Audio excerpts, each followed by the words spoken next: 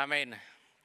Qué bendición es estar aquí en la casa de Dios en este Día del Padre. Un saludo especial a todos los que estamos aquí en casa, pero también a todos los que nos miran en la televisión o que nos escuchan por la frecuencia radial. Damos gracias a Dios por sus vidas y porque podemos celebrar y abrir la Sagrada Escritura el día de hoy. Bueno, quiero comenzar con eso. Todo se sustenta a raíz del liderazgo.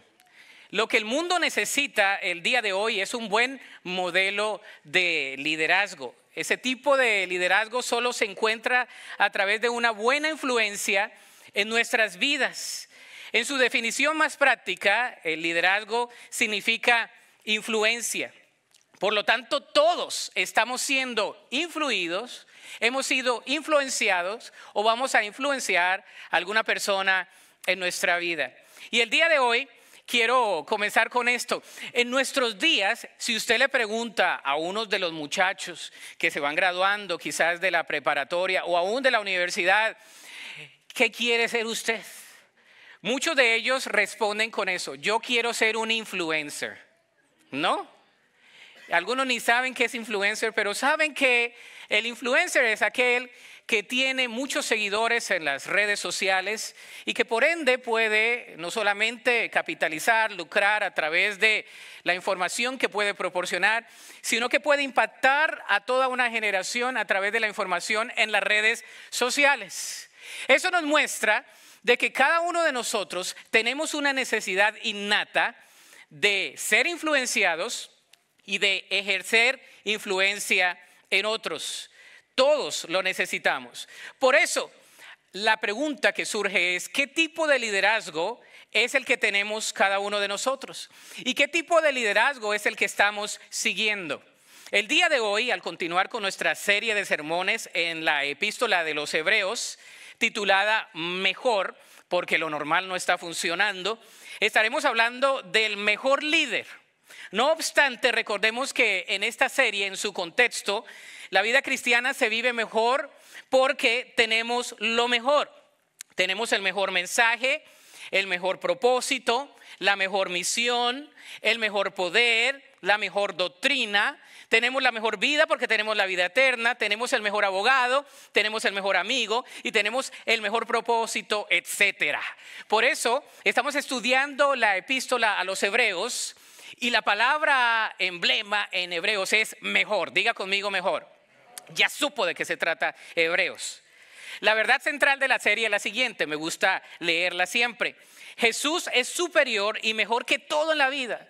Por eso creemos que Jesús es mejor y superior que todo en la vida. Él desea que vivamos lo mejor que tiene preparado para cada uno de nosotros. Es decir, si Él es mejor y superior que todo en la vida, Él quiere que lo conozcamos a Él, porque al conocerlo a Él como el buen líder, Él nos va a permitir que vivamos lo mejor en nuestra vida. ¿Cuántos quieren tener la mejor vida?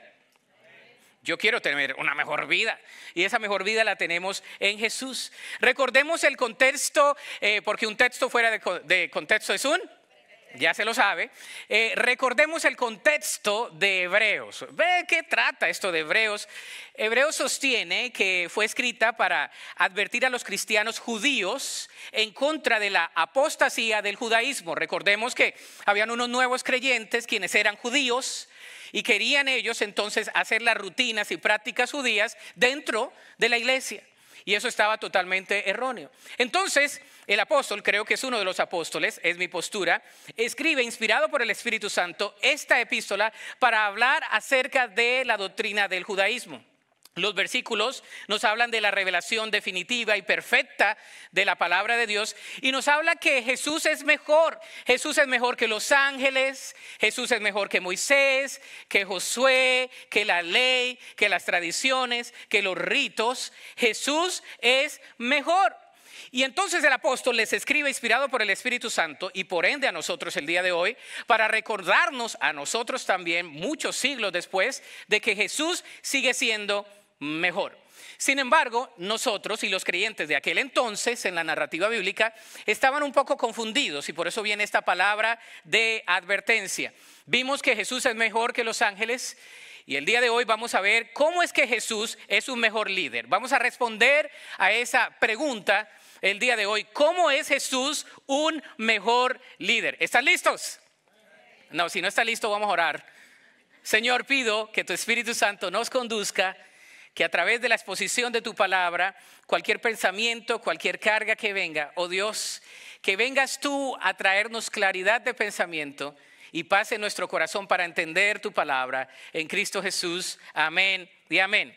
Hebreos 3, del 1 al 6. Hoy no tenemos un pasaje tan largo como la semana pasada, pero lo vamos a digerir bien rico. Saquen todos sus utensilios que vamos a comer sabroso ahorita de la palabra de Dios. Después usted invita al papá a comer, pero ahorita vamos a comer de la palabra de Dios. Dice así la Sagrada Escritura. Así que, está ahí en la pantalla, amados hermanos, ustedes que pertenecen a Dios y tienen parte con los que han sido llamados al cielo, consideren detenidamente a este Jesús, a quien declaramos mensajero de Dios y sumo sacerdote. Pues él fue fiel a Dios, quien lo nombró, así como Moisés fue fiel cuando se le encomendó toda la casa de Dios. Pero Jesús merece mucha más gloria que Moisés. Así como el que construye una casa merece más elogio que la casa misma. Pues cada casa tiene un constructor, pero el que lo construyó todo es Dios. En verdad, Moisés fue fiel como siervo en la casa de Dios. Su trabajo fue una ilustración de las verdades que Dios daría a conocer tiempo después. Pero Cristo, como hijo, está a cargo de toda la casa de Dios. Y nosotros somos la casa de Dios si nos armamos de valor y permanecemos confiados en nuestra esperanza en Cristo. Que Dios bendiga su palabra. Amén. Ahora, en este pasaje bíblico, este pasaje nos habla de la aplicación de los pasajes anteriores. Se supone que debemos considerar a Jesús quien fue fiel, al igual que Moisés fue fiel.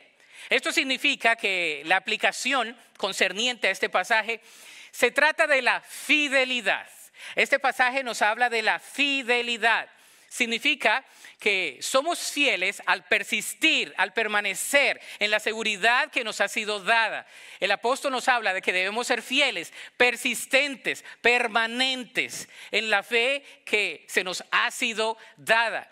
¿Cuántos de ustedes conocen personas que comienzan en la fe pero desisten de la fe? No levanten la mano, pero todos conocemos, ¿no? Todos conocemos una persona que comenzó y dijo, yo conozco del evangelio, yo quiero seguir a Cristo, y después de algunos años, ¿dónde fue? Bueno, no se sabe qué hizo, pues no persistió. La perseverancia es la marca de la diferencia en la vida cristiana y en mucho en la vida. En particular, esta sección trata sobre Moisés y Josué desde el capítulo 3 hasta el capítulo 4, versículo 13. El pasaje contiene tanto una exhortación como una exposición, aunque tiende más hacia ser una exhortación. El pasaje es muy especial. El punto principal aquí es que Jesús es tanto apóstol enviado de Dios, como que también es el sumo sacerdote, quien se ofrece como Dios en la cruz del Calvario. Por lo tanto, no hay nada ni nadie mejor que Jesús. Hoy día compartimos el llamado de los apóstoles y la iglesia primitiva también. Y hoy día, en este contexto, en este pasaje bíblico, tenemos el mejor liderazgo a través de Jesús. Porque, primero, ahí va, Él es leal. Diga conmigo, Jesús es leal. Jesús es leal. ¿Usted ha conocido a una persona leal? Hay pocos, ¿no? Pero Jesús sí es leal. Una persona leal nos habla de la lealtad, y la persona leal es una persona que cumple con su palabra y con el plan establecido por Dios. Jesús fue leal al plan que Dios Padre le había dado, de morir en la cruz por nosotros. Él fue leal a su llamado y a su compromiso de obediencia a cumplirlo. La lealtad cuesta. El ser obediente cuesta. El ser leal cuesta. El ser fiel cuesta. El que diga que no cuesta no es leal, porque la obediencia es fuerte. El ser leal a una persona es fuerte. El ser leal a una causa es fuerte. Requiere de disciplina y de sacrificio en nuestra vida. Y por eso nos habla de la lealtad en la siguiente manera. ¿Cómo Jesús expresa, externa la lealtad? Lo primero es como mensajero y como sumo sacerdote. ¿Cómo fue Jesús leal? Bueno, Él fue el mensajero. Versículo 1. Así que, amados hermanos, ustedes quienes pertenecen a Dios y tienen parte con los que han sido llamados al cielo, consideren detenidamente a este Jesús, quien declaramos mensajero de Dios y sumo sacerdote. Dos roles. Primero, mensajero de Dios. La palabra es un enviado de Dios. Jesús, como hijo de Dios, fue un enviado. Él fue enviado a esta tierra a vivir una vida perfecta que tú y yo no podemos vivir, para que Él pudiera morir en la cruz por todos nuestros pecados, ascender al cielo y darnos a nosotros la posibilidad de una vida eterna. ¿Cuántos creen eso? Y si no lo creen, no se preocupe, que al final podemos hacer una oración. Pero ¿sabes qué? Él fue el mensajero de Dios, pero también el sumo sacerdote, con S mayúscula, sumo sacerdote. El sacerdote tenía dos funciones. Una era presentar a Dios los pecados del pueblo y presentar sus propios pecados. El sumo sacerdote tendría el emblema de cortar toda la carne, ¿verdad? Sacar la parte para el sacrificio, sacar su parte, y entonces que ese incienso viniera a Dios para que el pecado fuese perdonado. ¿Se imagina? Hermano, usted no tuvo que traer libras de carne hoy. Ese era el Antiguo Testamento, el Antiguo Pacto. Dependiendo de su pecado tendría que traer carne, ¿verdad? Algún tipo de legumbres, dependiendo. Yo no sé, si su pecado estaba bien grande, hermano, pues traía un becerro, no sé. Y yo fuera un carnicero, se lo he dicho, si yo estuviera de sacerdote en el Antiguo Pacto, yo no creo que hubiera sentido el llamado. Hubiera sido carnicero. Y está bien que las fajitas son ricas, pero nada más de vez en cuando, pero todos los domingos por todos, no, imagínense, lleno de sangre, olvídese. Ese era el Antiguo Pacto. Entonces, Jesús es sumo sacerdote. ¿Por qué? Porque el sacerdote iba y se presentaba delante de Dios por sus propios pecados, pero en representación de los pecados del pueblo. Jesús no tuvo pecado. Él es el sumo sacerdote. Él se presenta delante del Padre en la cruz del Calvario, muere por nuestros pecados, pasados, presentes y futuros. Él es el sumo sacerdote porque no tuvo pecado, aún fue a la cruz a morir por todos nuestros pecados como un criminal, pero no quedó en la cruz, sino que resucitó y nos espera en el cielo para que tengamos vida eterna juntamente con Él. ¡Qué bendición! El sumo sacerdote, pero también Él mostró su fidelidad y mostró su lealtad como un siervo fiel. Versículo 2 dice, pues Él fue fiel a Dios, quien lo nombró, así como Moisés fue fiel cuando se le encomendó toda la casa de Dios. Un siervo fiel. Este es un enfoque interesante en referencia a la fidelidad. La vida cristiana, el éxito, se lo he dicho a usted y se lo vuelvo a repetir. Hay ciertas frases que soy enfático y los que me han escuchado predicar por años saben que lo repito. El éxito en la vida cristiana se resume a una palabra: fidelidad. ¿Cuál es el éxito en la vida cristiana? ¿Cuál es el éxito en la vida cristiana? ¿Y cuál es el éxito en la vida cristiana? 3 veces 50% que se va a acordar mañana. La fidelidad. Ahora, usted dice, ¿cuál es el éxito en la vida cristiana? No, de que yo conozca, que discierna la voluntad de Dios. Claro que sí, pero a través de la fidelidad vas a discernir la voluntad de Dios. Si eres fiel a Dios, y tú puedes decir, ¿de qué importa que yo esté siguiendo al Señor? ¿Qué importa que yo esté siendo obediente? Porque la obediencia cuenta. ¿Qué importa que yo esté siendo criticado? ¿Qué importa que yo esté permaneciendo en la iglesia? ¿Qué importa que yo esté yendo a los estudios bíblicos? ¿Qué importa que yo haga eso? La fidelidad cuesta. Te incomoda. Muchos de ustedes pensaron hoy en la mañana, ¿iré o no iré a la iglesia? ¿Cuántos dicen amén? Uno que otro, gracias hermana. Siempre hay una que es fiel así. Y otros dijeron, yo no voy, mejor me voy a otro lugar, mejor me voy, no sé, a hacer algo más. Porque la fidelidad cuesta, ¿sí o no? La fidelidad cuesta. Cuando te dicen, tienes que llegar a esta hora para ser obediente, los atletas, los que están en las fuerzas militares, cuesta. Todo lo que vale la pena en la vida cuesta. La fidelidad cuesta. Jesús fue fiel como un buen siervo. Moisés no tenía nada que ver con la perfección. Moisés no fue tan fiel porque mató a un hombre y lo escondió. Golpeó la roca y no fue a la tierra prometida.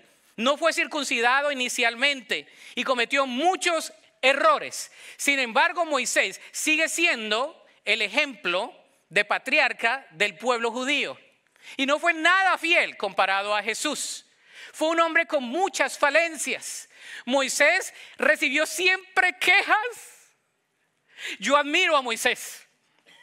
Porque el pueblo siempre fue bien terco. Moisés, pero Dios nos va a dejar. Moisés, pero... Y Moisés siempre fue un hombre duro, un hombre con autoridad, pero un hombre que siempre escuchó quejas del pueblo de Israel. Muéstreme un episodio donde el pueblo de Israel vino a Moisés y le dijo: ay, Moisés, nos sentimos tan bien, eres un líder tan súper mega chévere.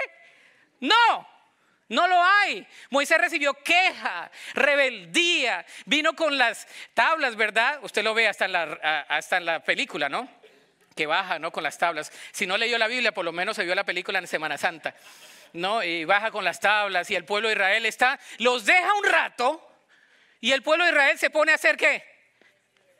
Un dios de un becerro. Los deja un rato y se desvían, porque así somos nosotros. Somos una manada de infieles. Por eso necesitamos a Jesús, que es el siervo fiel, para que nosotros, a través de la obra del Espíritu Santo, podamos ser fieles, porque somos infieles. Nadie dijo amén. Ok. Se viene para que me regañaran. No. Es la gracia de Dios, es el poder de Dios. Ahora, Moisés, yo quisiera haber estado también con Moisés que pasó por el mar, que pasó por el río, las aguas, experimentó la mano de Dios. Porque cuando eres fiel a Dios, Dios te permite experimentar su poder de una manera que los infieles no ven. Si tú eres fiel a Dios, nada más, tantico, como decimos en mi país, espórate un poquitico, persiste, porque vas a ver la bondad de Dios en la tierra de los vivientes. Persiste, porque Dios va a hacer algo en tu vida. Persiste, porque Dios se va a mover en tu vida de maneras que otras personas no van a ver, porque tú eres fiel. Ahora, aunque seas fiel, sí tienes problemas, circunstancias, la vida es fuerte. Yo tengo un dicho con los hijos que les digo: cuando todo sale mal en el día, les digo, eso se llama vida. Siempre me dicen, y ya llegan ellos, me dicen: papá, se llama vida. Cuando todo pasa, ¿no? Cuando todo pasa en un día, todo el mundo te llama, tienes que ir a 1000 cosas, no salieron las cosas, llegamos a la casa y decimos: vida. La vida es difícil, la vida es complicada, la vida es inverosímil, la vida no es color de rosas todo el tiempo. Nadie te dijo: en el mundo tendréis aflicción, y la palabra en el original te van a aturdir. El pescuezo es lo que dice allí. Literalmente vas a perder la paz de manera tal que te sientes que te van a estrangular. Esa es la pérdida de la paz. Eso es lo que dice la palabra en el original. En el mundo tendréis siempre un problema que te va a quitar la paz, que te va a quitar el sueño, las ganas de seguir adelante. Esa es la vida. Y por eso el sumo sacerdote se refiere a Jesús en su humanidad y en su divinidad. 100% Dios, 100% hombre. Segundo, Él es fiel, pero también Él es el arquitecto. ¿Tenemos algún arquitecto aquí? ¿No? Ok, vamos a orar para que algunos de los muchachos sean arquitectos.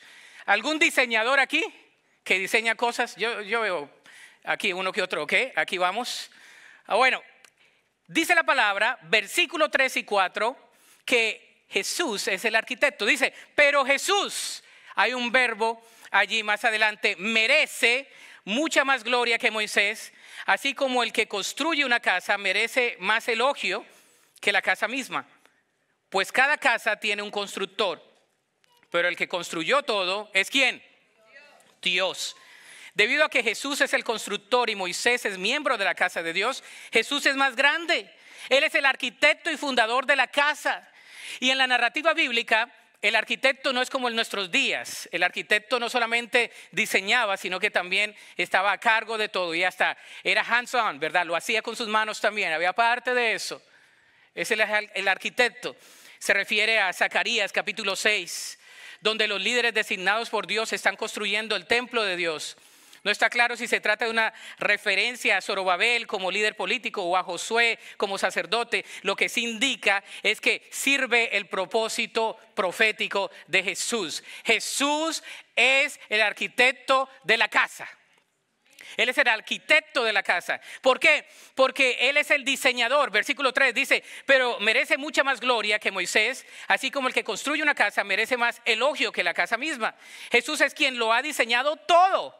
Él es el que recibe más gloria. Él es el diseñador. Él entiende cómo funciona y cómo se mueve todo por medio de Él. Hay algunos contrastes. Por ejemplo, Moisés era siervo, Jesús era un hijo. Moisés fue llamado, Jesús fue enviado. Moisés fue llamado del cielo, oído desde el cielo. Jesús venía desde el cielo. Moisés era un siervo en la casa, pero Jesús es el diseñador, el arquitecto de la casa. Moisés era un siervo de Dios. Jesús es el Hijo de Dios. Y le dice a los judíos, ¿ustedes piensan que Moisés es, mejor dicho, el mejor? No, Jesús es mejor, Él es superior a Él en dignidad. Moisés es un miembro de la casa de Dios, Jesús es la cabeza de la casa. La palabra traducida construido se traduce dispuesto o dispuestas. Él preparó, significa que todos los arreglos necesarios para el buen funcionamiento de la casa los hizo Jesús. Él diseñó la casa, es decir, Él diseñó su reino. Él nos diseñó a nosotros. Somos diseñados por el Señor. Ahora, ¿quién recibe más gloria y trascendencia que el arquitecto? Si yo le digo, bueno, usted ve esa casa, pero es de un arquitecto famoso, usted cuando la vaya a ver dice, ay, qué bonita. Ni se había dado cuenta, pero como es de un arquitecto famoso, usted dice, ay, qué belleza. Pero si el arquitecto no es famoso, la casa de al lado puede estar igual, pero quien la diseñó no es famoso. Jesús es el arquitecto, el diseñador de nuestra casa. Como padres tenemos la facultad de construir nuestros hogares, una cultura de dignidad, de amor y de servicio. Le dije la semana pasada, como padres tenemos la mejor responsabilidad, crear cultura de dignidad, que todas las personas se sientan dignas, con respeto en nuestros hogares, que tengan amor, que tengamos amor y que tengamos servicio. Tres indicativos. Una persona se debe sentir digna con respeto. Una persona se debe sentir que tiene dignidad, que tiene un lugar, que tiene propósito en la familia. Si tú no has tenido un buen padre, bueno, déjame decirte que Jesús sí tuvo un buen padre. Y que nuestro Padre Celestial es el mejor Padre. Nos ha amado con un amor eterno. Amén. Y si tuviste un padre gruñón, un padre que no tenía amor, no tenía cariño, un padre que siempre estuvo quejándose, gritando. Hay veces que así crecieron, aprendieron patrones de conducta del pasado y no los estoy excusando en ninguna instancia. A veces tenemos una percepción errónea de Dios porque no tuvimos un buen padre en la tierra. Pero nuestro Padre Celestial es un Padre amoroso. Amén. Es un Padre misericordioso. Es un Padre que es lento para la ira y grande en misericordia. En su justicia nos tendría que condenar totalmente. Por eso envió a su Hijo Cristo a morir en propiciación por todos nuestros pecados. Y nuestro Padre Celestial nos da el mejor ejemplo para nosotros como padres. A los que tenemos la bendición de ser padres, qué responsabilidad. Antes de venir a esta iglesia yo tomaba muchas invitaciones a predicar, pero me he concentrado en estos últimos 3 años a levantar esta congregación. Y cuando me presentaban, siempre le quieren presentar a uno con todo lo que ha hecho, ¿no? Entonces, antes de presentarme, me decían, pastor, ¿cómo quiere que lo presente? Dígame que soy pastor de esta iglesia y que soy esposo de Janet y padre de David y Celina. Es todo, sí, porque no quiero que me quiten tiempo de la predicación. Siempre después de todo la predicación le dejan a uno menos. Entonces le digo, no. Es el título más loable es ser papá y ser esposo. ¿Sabes por qué? Es el mejor título que tenemos nosotros. A final de cuentas, cuando vayamos al cielo, el Señor no te va a preguntar qué tan linda la iglesia estuvo. Te va a preguntar qué hiciste con Janet y qué hiciste con Celina y David. En mi caso. Es lo primero que me va a preguntar el Señor. Y hubo momentos en mi vida, en mi ministerio, que yo tuve que ponerme a cuentas con Dios. Y tengo la tendencia a veces de sacrificar a mi familia por el trabajo, como todo hombre. Tenemos a veces eso en nuestras manos porque Dios nos hizo productivos, nos hizo emprendedores. Pero nuestra familia es un privilegio tenerla. Y ese título de padre es lo mejor. El ser llamado papá o daddy. Los tremendos cuando se portan mal, pero le dicen a uno daddy,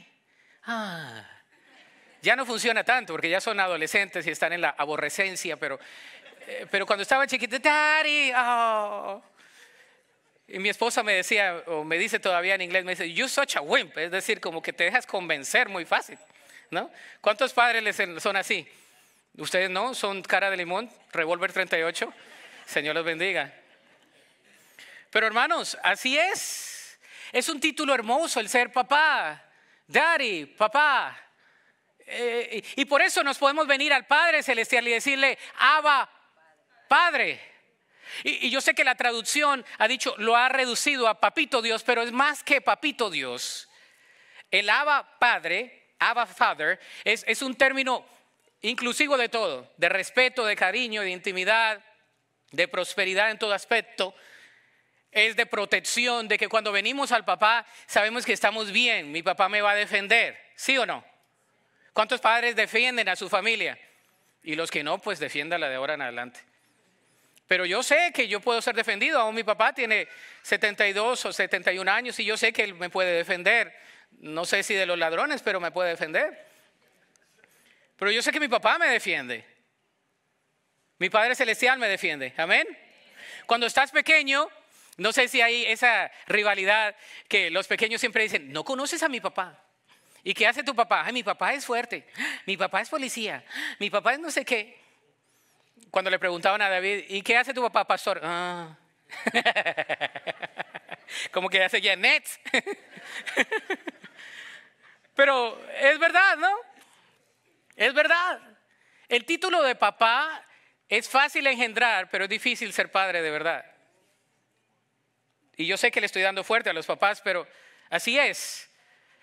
Tenemos una responsabilidad delante de Dios de capacitar a nuestros hijos. Y si tú dices, pastor, yo he cometido errores, yo también.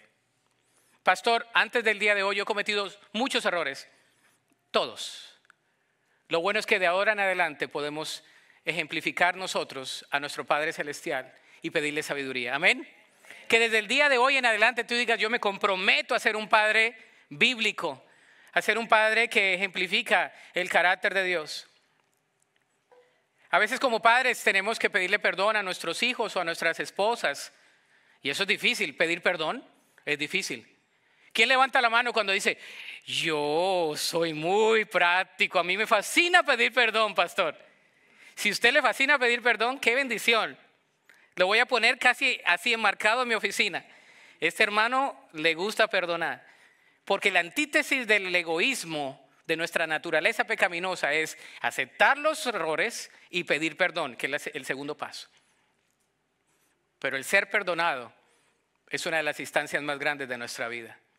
Cuando yo le digo, I'm sorry, la embarré, decimos en Colombia. Los mexicanos dicen, la regué. Y no sé qué más digan en los otros países, pero ya póngale usted. Ni queremos, ¿verdad? Porque hay muchos testimonios por ahí, testirrollos. El pedir perdón otorga autoridad. Déjeme decirle que cuando pedimos perdón, nosotros estamos otorgando autoridad. Primero por ser diseñadores de nuestra casa, porque ejemplificamos a nuestro Padre, pero también por ser el constructor de la casa. Dice el versículo 4, dice, pues cada casa tiene un constructor, pero el que construyó todo es ¿quién?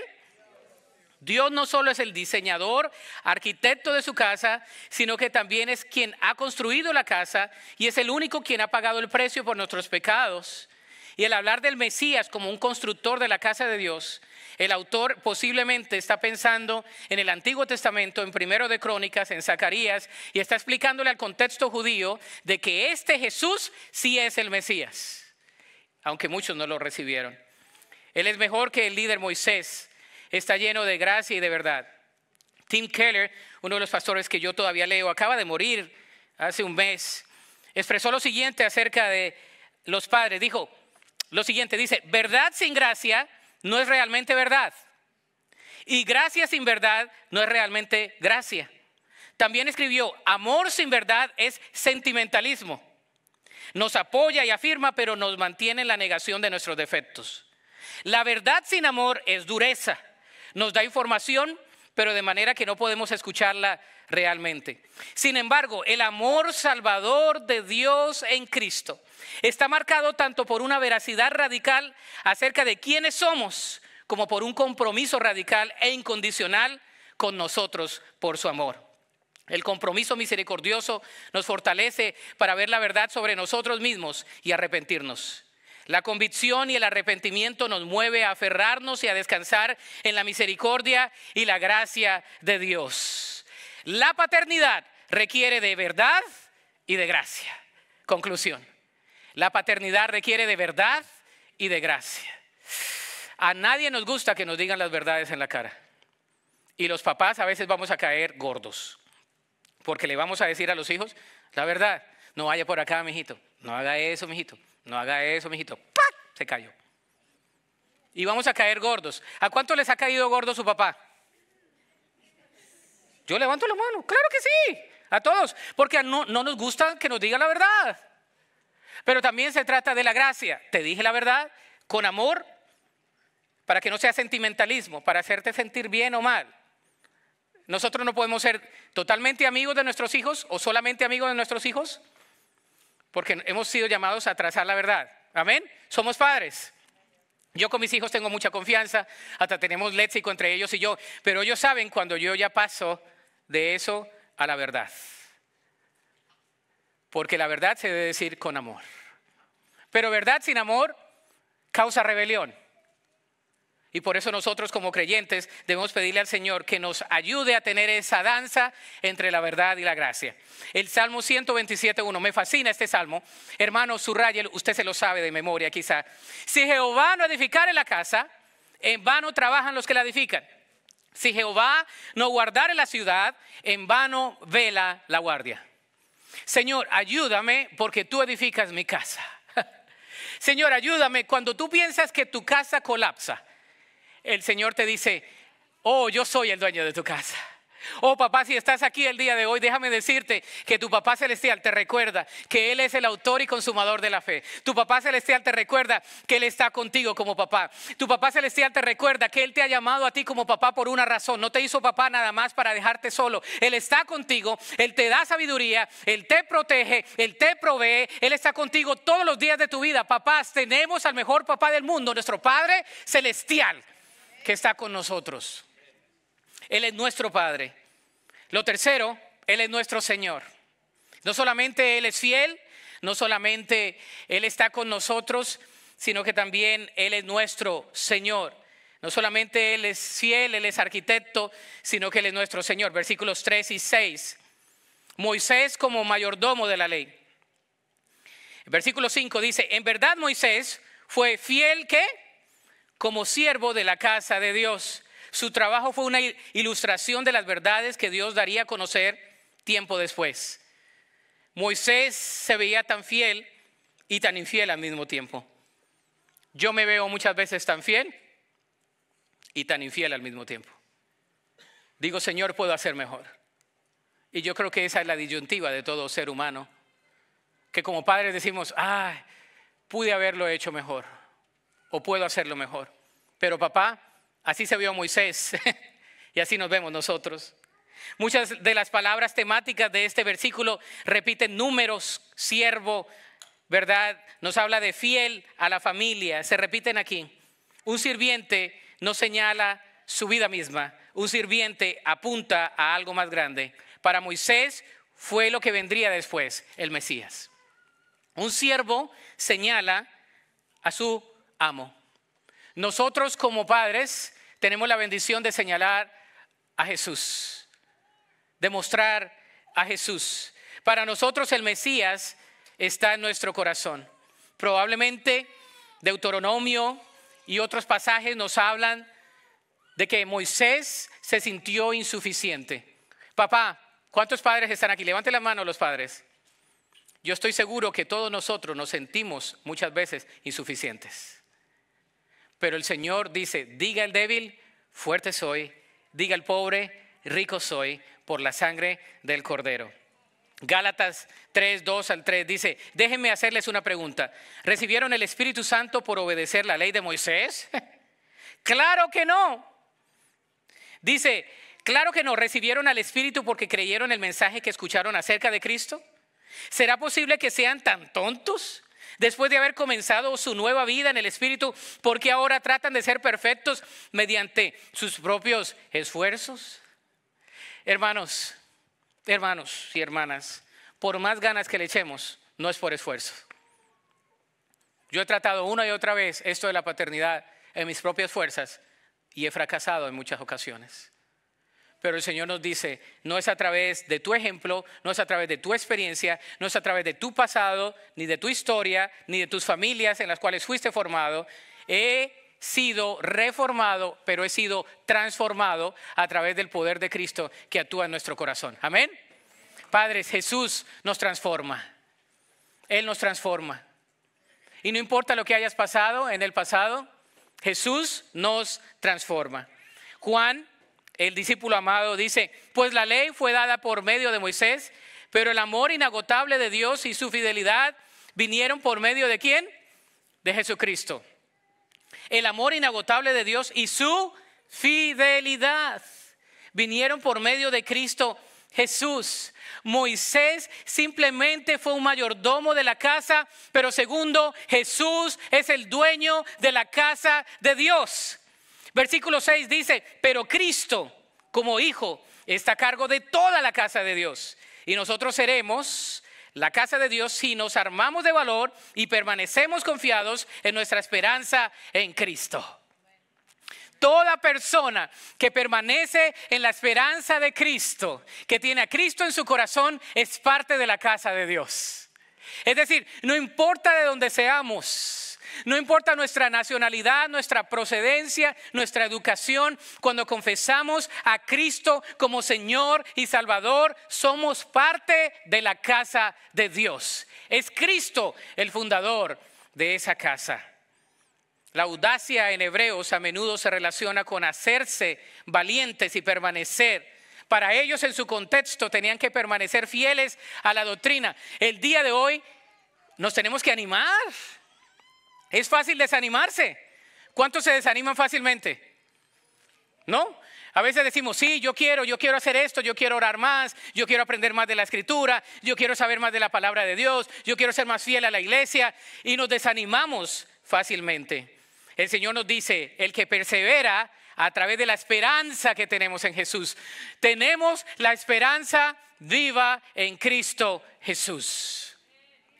El día lunes fui a visitar a una de las hermanas que siempre viene a la oración y su cuerpo ya está totalmente lleno de cáncer y su cara sonriente. Estoy orando por ella y le digo, usted es de bendición, nos reímos, leímos la palabra de Dios y tenía una paz impresionante. Estoy aquí y este teléfono inteligente me acaba de decir que acaba de morir. Pero yo sé que nuestra hermana está en el cielo, amén. Porque la esperanza viva que tenemos, la tenemos en Cristo Jesús. No la tenemos en las circunstancias, no la tenemos en las opiniones, la tenemos en Cristo Jesús. Y sabemos que para el creyente tenemos una esperanza viva en Cristo Jesús. La muerte no tiene poder sobre nosotros, tenemos la vida en Cristo Jesús, amén. Y eso lo hizo Cristo en la cruz del Calvario. Y por eso nos venimos a animar todos los domingos, a exaltar su nombre, porque Él es el sumo sacerdote y Él es la mejor representación del Padre. La aplicación es la siguiente. Reconoce el liderazgo de Jesús. Primero tenemos que reconocer el liderazgo de Jesús. Si queremos ser como Jesús, tenemos que reconocerlo. Hay personas que dicen, sí, Jesús es bueno, pero no lo reconocen como rey. Entonces, segundo, sométete bajo el liderazgo de Jesús. Tenemos que someternos bajo el liderazgo de Jesús. La sumisión es algo importante. El seguir a alguien no es fácil. El someterse es más difícil. Y el seguirle es mucho más difícil. Debemos seguir el liderazgo de Jesús. Yo quiero ser más como Jesús. ¿Sabes? Yo amo a mi papá, pero yo quiero ser más como Jesús. Porque yo sé que si yo soy como Jesús, puedo honrar a mi padre. Hay cosas de mi padre que amo y otras que he aprendido de él. Pero yo creo que todos nosotros como hijos de Dios podemos seguir a Jesús. Y cuarto, debemos esperar en Jesús. Reconoce el liderazgo de Jesús, sométete, sigue y espera en Jesús. Ponte sobre tus pies en esta tarde. Yo creo que todos queremos ser guiados y guiadas por el mejor líder. Yo creo eso. Amén. ¿Te gustaría ser guiado o guiada por el mejor líder? El mejor líder es Jesús. Padre, tú que estás aquí, qué bueno que estás aquí. Qué bendición. Me alegra verte. Me alegra ver a los guerreros valientes que están aquí. Sabes, como padres tenemos varias caras, ¿no? La cara del guerrero, la cara del amante, la cara del trabajador, del emprendedor. Pero hay una cara que nada más Dios conoce. Y es la cara de la debilidad en medio de la fortaleza. Padre, tú que estás aquí, déjame decirte, y los que están en línea, que Jesús siempre oró a su Padre. Sabes, al final de su vida, cuando estaba ya a punto de morir, le dice: Padre, en tus manos encomiendo mi espíritu. Esas últimas palabras de Jesús se hacen emblema para nosotros el día de hoy. Pero no estamos muriendo ahorita, pero no sabemos cuándo. Sin embargo, podemos venir a Jesús y decirle: Padre, en tus manos encomiendo mi vida. Yo voy a invitar a todos los padres que están aquí. Si tú eres un padre, me gustaría que pases aquí al frente. Todos los papás, a ver, los líderes de sus hogares, padres, abuelos. A ver, un aplauso fuerte para los padres, gracias.